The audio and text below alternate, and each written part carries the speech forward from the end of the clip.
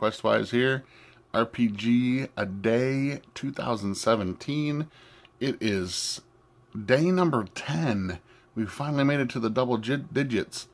Day number 10, can you believe it? It's been a wild ride so far. And today's question is sort of similar to one we did earlier in the week. And the question is for day number 10, where do you go for RPG reviews? Which is sort of similar about question number 3 about where you find out about new RPGs. But this one is where you go for RPG reviews on games that you might be interested in. The big one for me is YouTube. I go to YouTube a lot.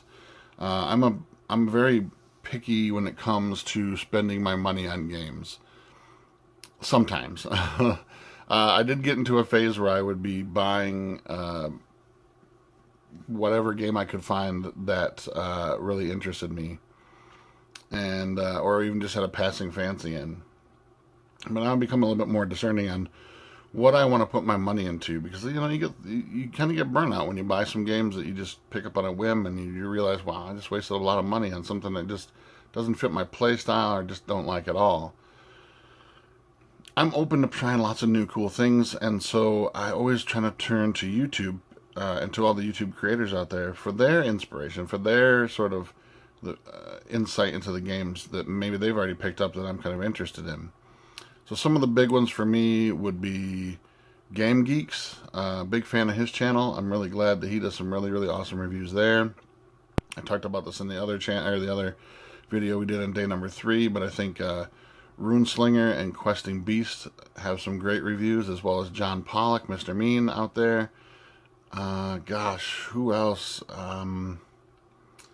YouTube in general, and then I found a lot of I've watched Will Wheaton's show as well too, the tabletop. While I enjoy watching the show, sometimes I don't feel like I get a great review. Like sometimes, unless it's more gameplay type thing, and while I enjoy watching it, it's very entertaining. I think I prefer some of the other YouTube sort of small creators that kind of go through things. I really enjoy watching creators talk about their own games as well, and anything that they've created. So Eric Bloat over there, I really enjoy listening to him talk about the things that he's created. I really enjoy the Eric Bloat's reviews on Palladium stuff. I'm a huge Palladium fan, and in fact I am actually an official media partner of Palladium, and so I get to do lots of really cool reviews for them.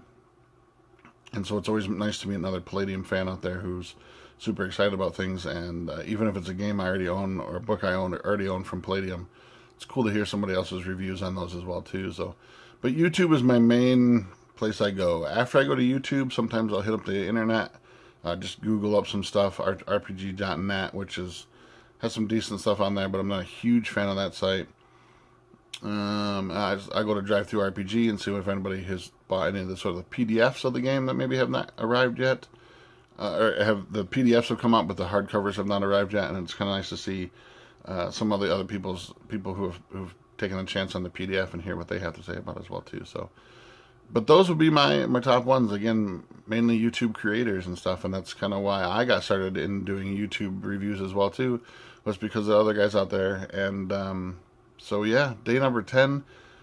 Question was, where do we go for RPG reviews? And here would be right here at YouTube. So day number 11 coming up. We'll see you tomorrow, Questwise, and we're out.